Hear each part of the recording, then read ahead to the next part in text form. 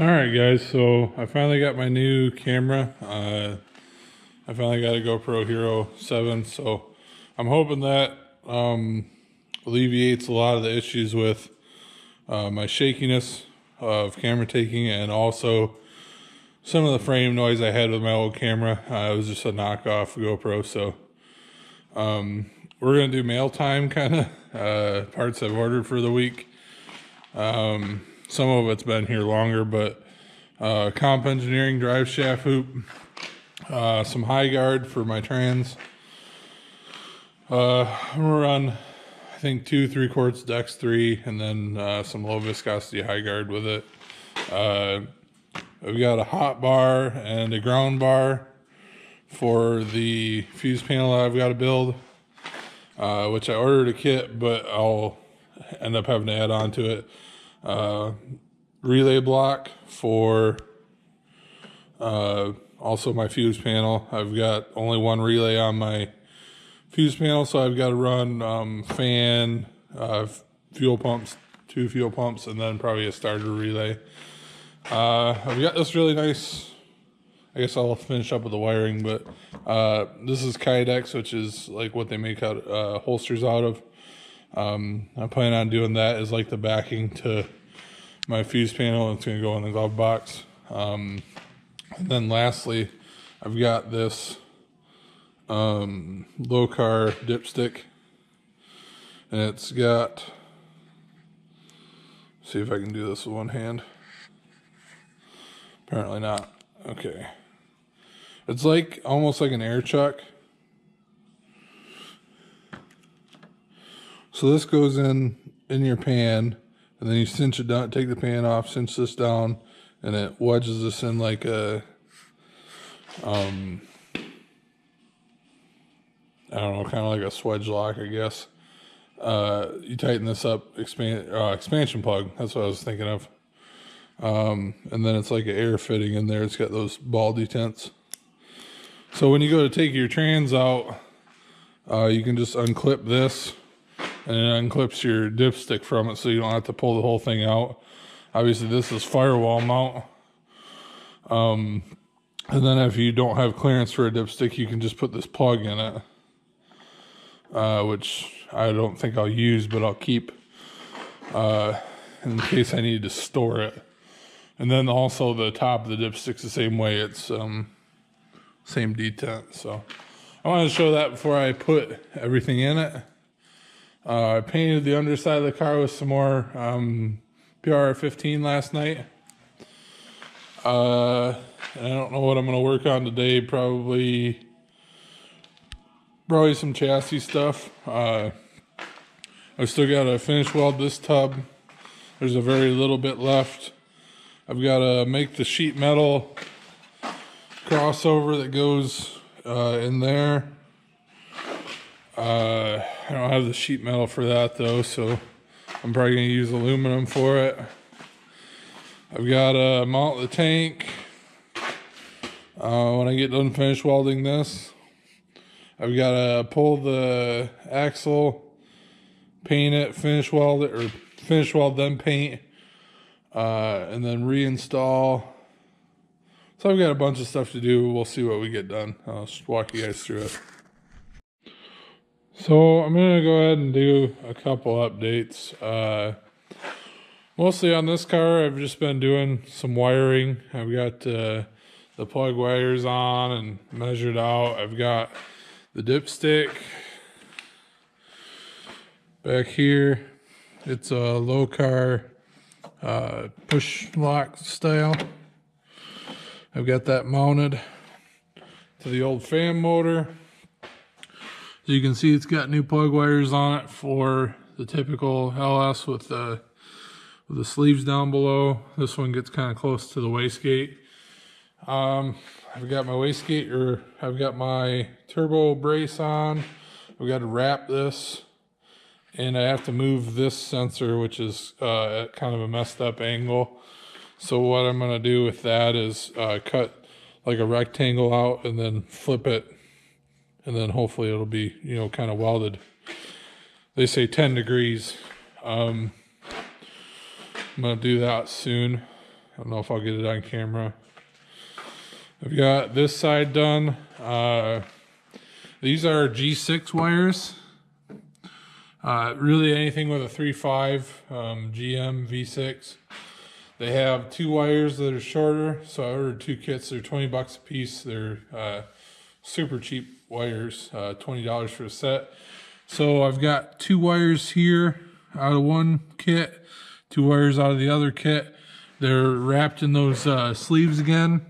This has 2 sleeves on each. And then I've actually got a knot in these wires to shorten them up a bit, just to get them up around. My manifold is already wrapped, but you can see there's an air gap there, so I don't have issues with the plug wires burning. And I've got the wiring harness just kind of thrown up here. I still need to, you know, kind of tidy it up a bit. I made my charge cable for my alternator that goes there, in, through, around, follows the crank sensor down over to the driver's side by the starter, goes to the starter hot lead, which the starter hot lead goes back to the back of the car where the battery is going to be. And I have that over here kind of sheathed up, but you can see. So I've got it kind of like laid out to where I'm gonna have everything just kind of like throw together at the end. But I still need to kind of tidy it up. I just bought a bunch of these. I never really liked using these holders, but that's what I'm going to use for the battery cable to kind of hold it up. I've got the smaller ones for the one because I've got the ground that comes over, and the ground is going to hook in back here where all my harness grounds are. It's going to hook into the back of the head, and then I've got a short cable that goes from the head down to the back mount bolt so that I don't have grounding issues for my starter. Sorry if I'm just kind of babbling on. I kind of botched up an old mount and made it work here for my throttle cable mount. And I think that's about it for the car. Mounted my wastegate. I had a smaller spring that I bought from Varen VS, and it's supposed to be 4 pounds, but it was like equal to the 8-pound spring that I had. So I knew the one is an original tile 8-pound. So what I did was cut like 2 coils off of it and then put a little piece of fuel injection hose on it so it didn't gull the cap. And it feels like it's just, you know, it's got this much space in between it, and then you just pinch it down. So it's probably going to be like 3 or 4 pounds. I hope it works. And then I did get my GTO, or not my GTO, my Trailblazer SS dipstick tube in for the engine. This dipstick is not the right one, so I'm either gonna have to measure it and mark it, or try to find one, which I haven't been able to find one new, so I might just end up cutting it shorter and marking it. I think that's about it. I think I showed you guys the other stuff I got earlier. If I didn't, then I'll show you on the next one. Hopefully it's running by then. And we'll move on to the other car. Well, one of the other cars. If you guys are just tuning into the channel, we had a 55 Chevy in there, or some of a 55 Chevy. I've got my Regal wagon over there in the old set of the garage. And then I've got my Baja Bug, and then my girlfriend's got a Super Beetle, Super Beetle, a convertible. So she bought me this for my birthday last year, and it was not even close to my birthday when she bought it, but it was a good deal. And It was something like I seen it on the internet and I was like kind of fawning over it like a little kid, and I kept thinking about it, and I didn't have the money for it at the time, and I didn't need it at the time, but I kept telling her that I dreamed that I went and got this thing. Well, she ended up making a deal with the guy, and we went down and got it. Picked it up for, I can't remember how much it was. It was cheap. It was $1,200. I think it was $1,200. The guy said it was a roller, which it's fairly solid. It's got nice seats and stuff in it. It's got most of a cage that's kind of hacked up. The bars are hanging over there. They cut and welded the main hoop, which I told them that's not really a thing, but I'll probably go ahead and bend some other ones with my bender whenever I get it in the ground. But not to keep talking too much, told me it was a roller, got there, and it's got a engine mounted to it. And the guy's like, I forgot it was on there, blah, blah, blah. It's 1835.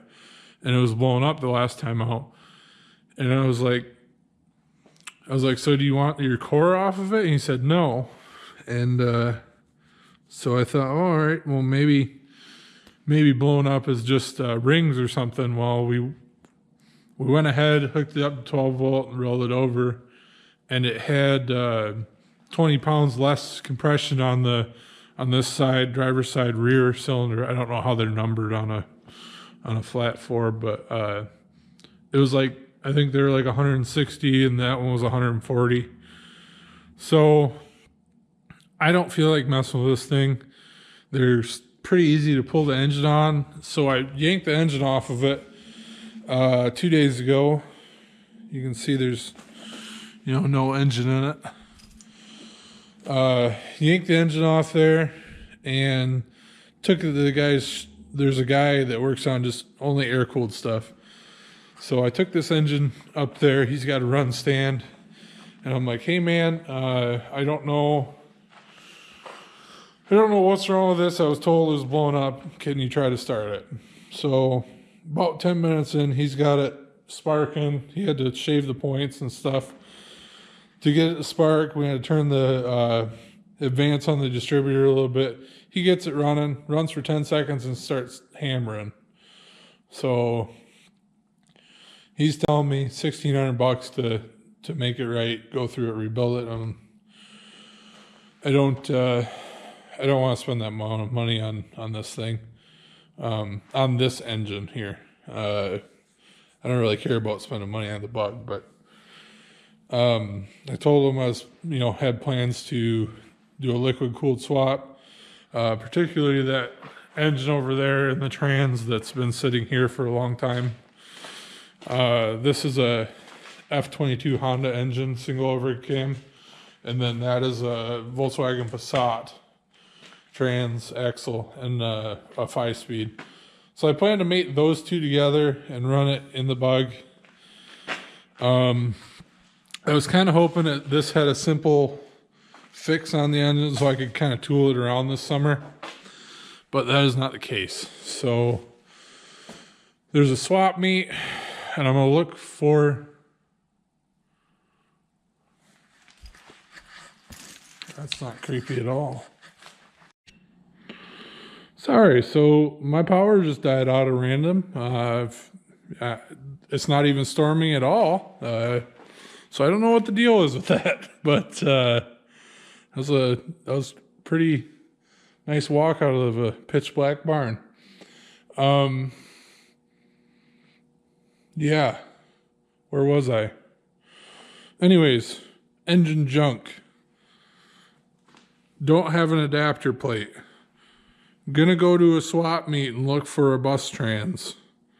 And if I do get a bus trans for this cheap, then I'm probably gonna be a super normal person and put an Ecotech in it. And all the haters can comment below. I'll be one of them. I think it's a dumb idea. I can't argue with how affordable they are to swap. And I can tune it because I have HB tuners. So if I find one cheap, or if you have a bus trans you want to sell me or give me, it's good to give. Go ahead and comment below. I don't expect anything from any of you guys. I just appreciate that you watch my nonsense.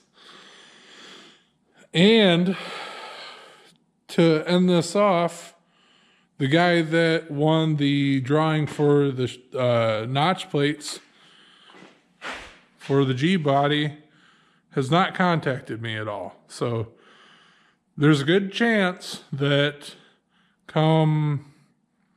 what's today?